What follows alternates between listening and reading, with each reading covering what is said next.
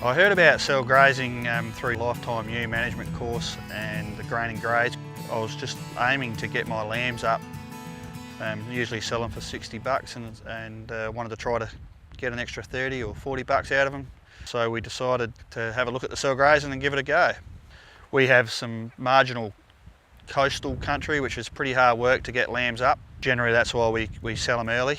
The greatest thing for me is to get my lambs to a bit more weight in them and to increase my profits.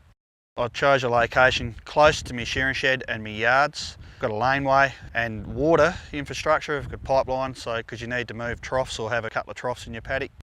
I chose to use temporary electric fencing with 3 braided wires. You need a good earth. Generally all my fence lines have got iron droppers along them, so I just clip my earth on that. The 3 wires are all active. You can use one for earth if you wish, but that means that the lambs have got to touch to both wires.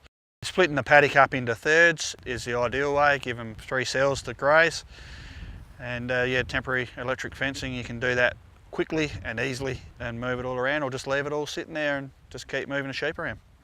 So I chose to use the hand reels for my braided wire, and it doesn't take long.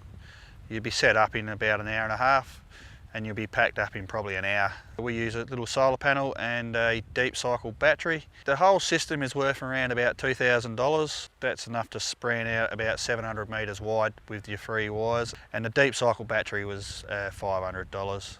It's not just handy for cell grazing, but you could you know, split off sand hills or stony ground, or be very flexible in what you do and quickly put it up and control your paddocks in terms of grazing and cover, especially if sand hills are blowing.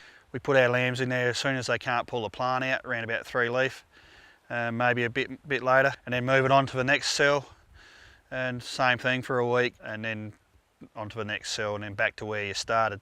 You can be very flexible if you wanted to end up leaving a cell to harvest, or let it go to grain, or it all depends on the season. If it keeps raining, you can keep going with your cell grazing and just keep rotating it.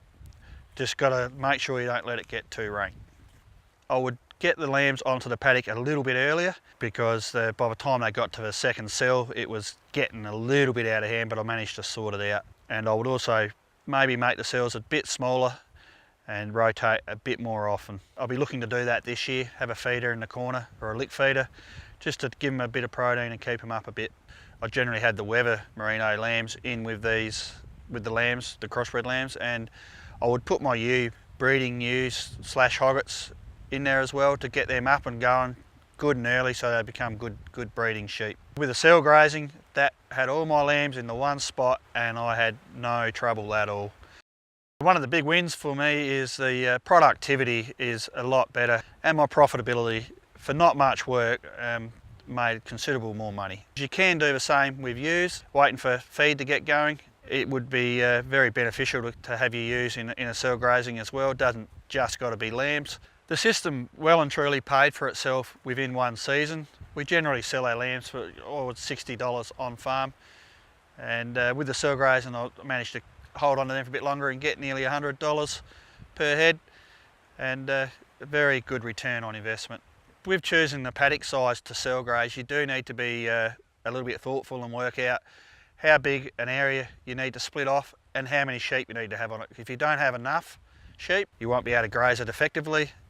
And if you have too much sheep, well, you still won't be able to graze it effectively. The first season I'd done it, I had 1,300 lambs on around about 70 acres per cell. So you just need to get that ratio right.